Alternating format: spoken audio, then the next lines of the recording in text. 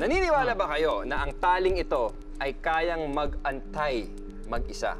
Mag-antay as in mag-wait. Ano ba naman Hindi ito? antay as in wait.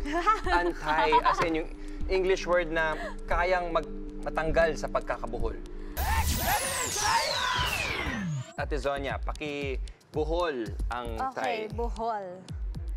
Pakibuhol ang tali. Okay na yan. Okay. Sige, Kaya sige. na Sige, ba? sige, sige. Okay. Okay, tingnan natin Tingnan natin. Effective kaya yan? Papasok niya doon. Tapos, tingnan natin parang ano. Kita nyo? Okay, Prank ayan, lang okay lang siya. natin eh. Parang ka? Oh, sige, tingnan nyo maigi Oh! Wait lang! Makaibang tali ito ha? Paano yun? Kuya Chris, explain mo nga. Paano ba yun? Sige, Ano ito na ang magic ka sikreto. ganyan? Ang secret dyan ay ang hinlalaki, itong thumb. Teka, hinlalaki? Oo. Paano naman yan nakatulong yung hinlalaki mo, Kasi Kuya Chris? yung thumb ko ay actually may space dito sa may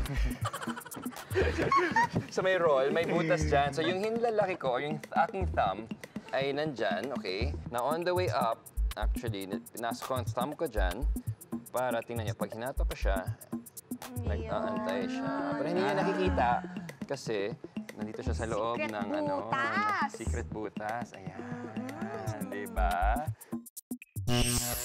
Ang knot tying o knotting ay sinaunang art na maraming practical uses.